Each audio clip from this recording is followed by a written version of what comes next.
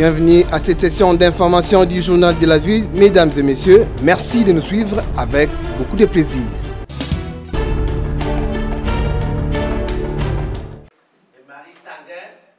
Clôture le vendredi 20 mai à l'Université catholique du Congo de la formation des vulgarisateurs de la stratégie nationale révisée de lutte contre les violences basées sur le genre dans le 4 districts de la ville de Kinshasa. Organisé par le commissariat général en charge du genre du gouvernement provincial de Kinshasa avec l'appui des agences du système des Nations Unies en RDC. Cette formation a consacré 2 jours dans chaque district, a eu pour but de renforcer les capacités de chefs de services communaux et d'autres acteurs qui évoluent dans plusieurs secteurs de la vie afin de lutter fortement contre les violences faites à la femme. C'est la commissaire générale en charge du genre de la ville de Kinshasa, Bernadette Panzou, qui a clôturé ses assises. Je me fais l'honneur de prendre la parole et de vous transmettre au nom de son Excellence M. Gentilin Gobilambaka, gouverneur de la ville de Kinshasa, les chaleureuses salutations.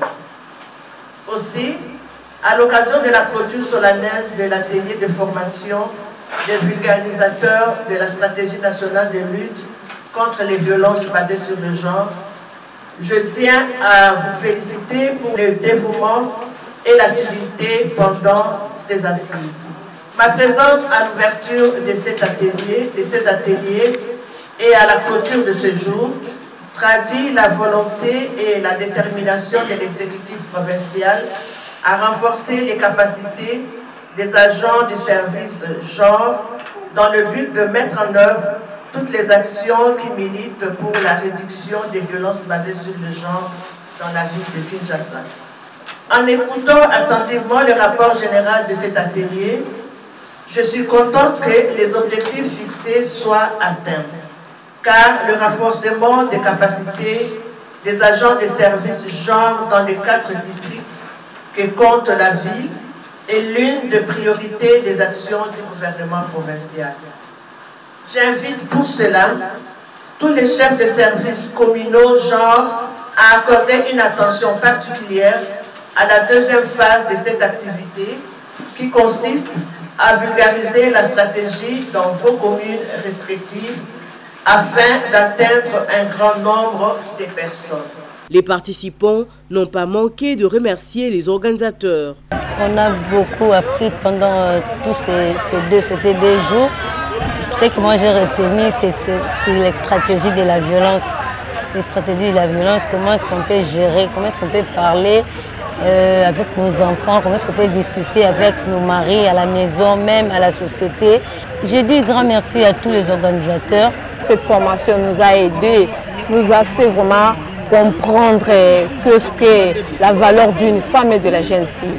Je remercie les organisateurs parce qu'on ne comprenait rien, maintenant on a compris quelque chose qu'on va apporter aux gens à la cité. Notons que plusieurs intervenants, dont les professeurs d'université, ont exposé sur la lutte contre la violence basée sur le genre.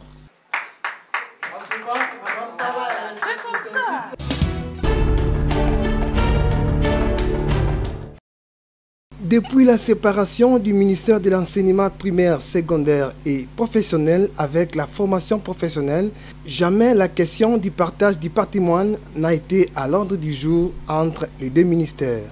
Pour la petite histoire, après l'échec des négociations avec le ministère des Transports et Voies de Communication pour l'exploitation du terrain qui abrite le secrétariat général, l'option a été levée en faveur de l'ex-Institut technique agricole de Mombélé et ce depuis plus de 8 mois. Face à cette réalité, le président de la République, Félix-Antoine Tshisekedi Tshilombo, s'est personnellement impliqué sur son instruction. 3 membres du gouvernement, à savoir la ministre de la Formation professionnelle et métiers, l'EPST et celui des Affaires foncières, se sont retrouvés ce mardi 31 mai afin de voir ensemble comment rendre possible ces projets au site de l'ex-ITA Mombélé en faveur de la formation professionnelle et métiers. Là, les chefs de l'État et les chefs du gouvernement ont pris la décision et que cet terrain ici revient à la formation professionnelle et que nous puissions avoir nos titres à nous pour permettre aux Belges de mettre cet argent à notre disposition. Et vous êtes sans doute au courant, le roi belge arrive le 7 ici et c'est le seul projet qu'il vient ici pour nous aider à construire cette école. Jean Mangalibi, l'un des anciens élèves de cette école, insiste sur l'appartenance de cette école à la formation professionnelle. Les ministres économiques n'ont jamais mis les pieds. Ça montre qu'ils ne portent pas cette école. Regardez vous-même l'état de l'école. Si l'école aujourd'hui a un mur, c'est grâce aux enseignants. Nous voulons aussi que cette école redevienne l'école technique professionnelle. Et je crois actuellement la maman mérite. Quand je dis elle mérite, parce qu'il y a des actions positives qu'on a eu à palper qui montrent qu'elle tient à cœur cette école.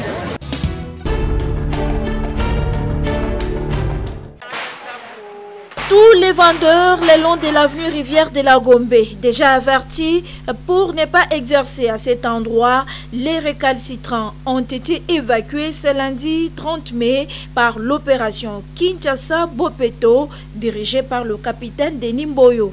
Terrasses, kiosques, cabines téléphoniques, restaurants de fortune érigés tout le long de cette avenue ont été démolis par la police Kinbopeto. Chose grave, certains vendeurs ont transformé des maisons de vente en lieux d'habitation. Après la vente, la nuit tombe et ils dorment ici. Très en colère, une vendeuse s'exprime. Ça fait 3 jours et tout le monde a vu l'eau, on va jouer pour demander. Ça là quand même, l'être, ça là, tout peut ça y réponse. Parce que nous avons un droit à réponse. Et tout peut ça une réponse, tout le monde a réaction. Alors tout cas moi kaka ba bengi biso to koti na kata académie o bolongwa to yebi bino te boza ba locataire na biso te boza pe loko moko te biso to wana biso to tonga to yebi te clôture l'académie esuka kuna biso za ina espace ya libanda ya l'état toza pe na mikanda l'état pe to somba o to za la kana o ba poser biso question te ba tuni te na za na mikanda l'état la kisana na za na boya la kis mais même pas ça la quand même juste.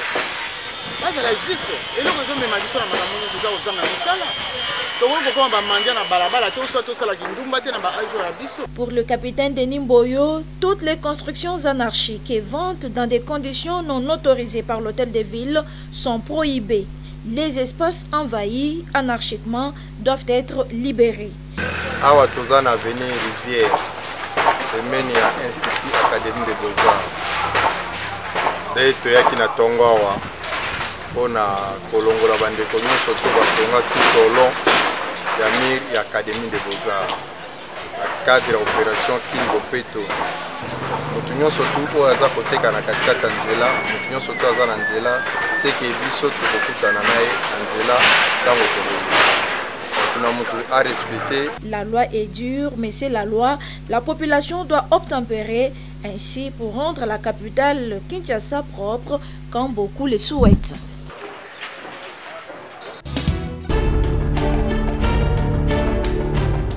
Les présidents du groupe universel de pétroliers GUP en sigle, Michel Sekabongo, ne pas rester silencieux face à cette nouvelle crise pétrolière qui sévit en RDC, précisément dans la capitale de Kinshasa.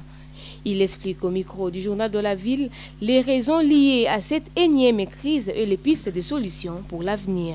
Cette crise elle est liée à plusieurs facteurs, dont notamment un délaissement précoce de projets en énergie fossile, ou avec le problème des réchauffements climatiques, les gens ont cru que très rapidement on pourrait trouver une énergie de substitution par rapport aux énergies fossiles. Aussi sur le plan national, un ensemble ou une accumulation de mauvaises décisions dans les secteurs qui ont fait qu'aujourd'hui nous ne soyons pas à mesure de riposter par rapport à cette crise.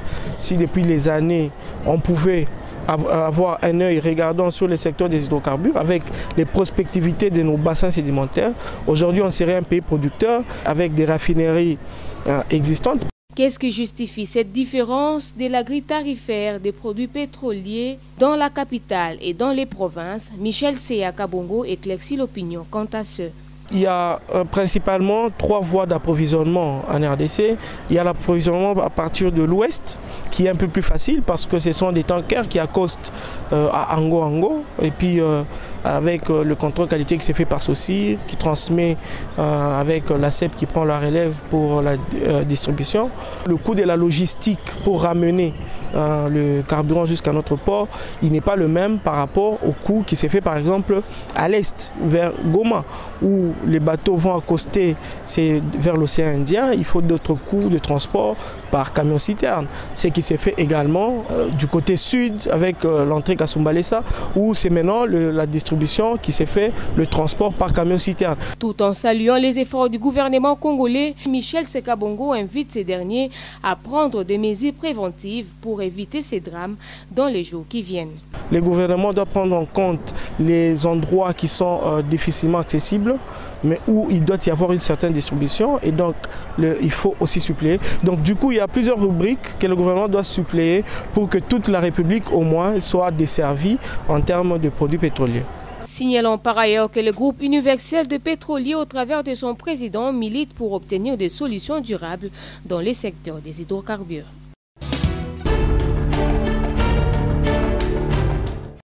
Gratuité de l'enseignement primaire en République démocratique du Congo, la nouvelle vision de l'élite congolaise, Noveco, a échangé avec l'ensemble de la communauté universitaire de la ville-province de Kinshasa ce mardi 30 mai 2022 sur le thème « La gratuité de l'enseignement primaire en RDC, acquis et perspectives » dans la salle K2 de l'Université pédagogique nationale, un établissement formateur des élites. Thème développé par le professeur Jean Dédieu Minengu, conseiller du chef de l'État et secrétaire national de l'Union pour la démocratie et le progrès social, UDPS.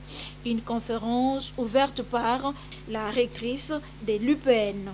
Prenant la parole à son tour, l'orateur du jour a dans son exposé démontré noir sur blanc les biens fondés de la gratuité des bases en RDC et les résultats déjà obtenus et ce qui reste à faire.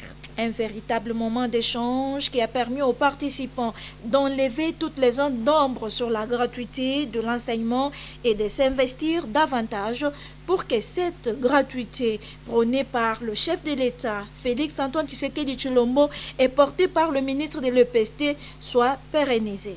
Le professeur Jean Dédieu Minengu est secrétaire national de l'UDPS. Aujourd'hui, beaucoup de gens nous posent la question pourquoi vous parlez seulement de la gratuité de l'enseignement primaire alors que son Excellence, Monsieur le Président de la République, Félix Antoine Tshisekedi, a réalisé beaucoup de choses. Pour nous, au-delà de ce que le chef de l'État, Félix Antoine Tshisekedi, a fait, la grande réalisation de son mandat, c'est la gratuité de l'enseignement primaire qui a permis à plus de 4 millions d'enfants de la République démocratique du Congo de retrouver les chemins de l'école. C'est lui qui investit dans la formation de l'homme, a investi dans la durée et pour un développement durable dans notre pays. C'est pourquoi toute la campagne de la nouvelle vision de l'élite congolaise se base sur la gratuité de l'enseignement parce que c'est le plus grand chantier porteur de croissance économique et du développement pour notre pays. Lorsqu'un enfant est formé, il sera capable lui-même de se retrouver dans la société.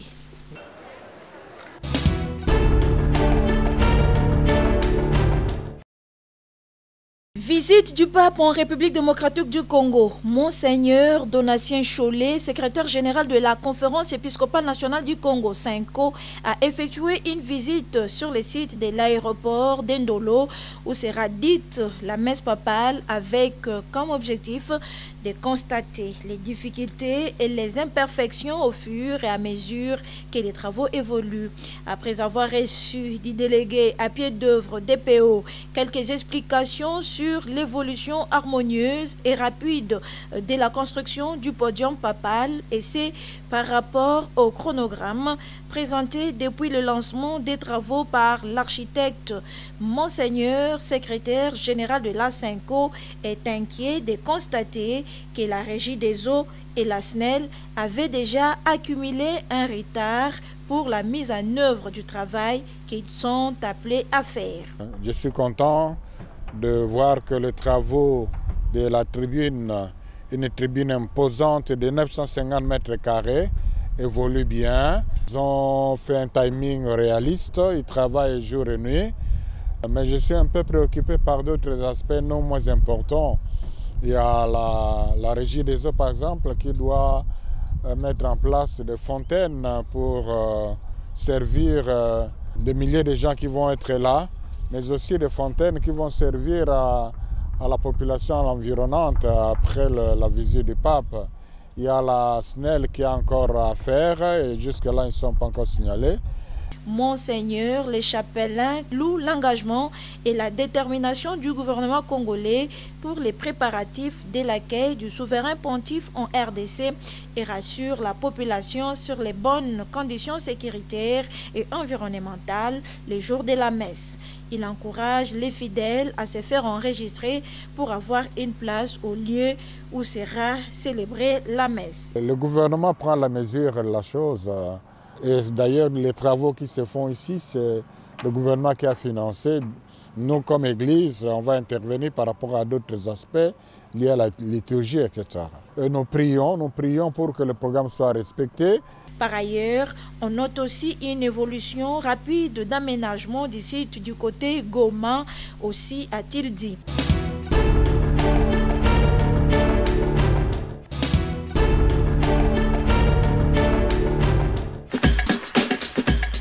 Nous sommes arrivés à la fin de cette session d'information du Journal de la Ville. Merci de nous avoir suivis. Les prochaines éditions sont prévues pour ce jeudi et d'ici là, portez-vous bien.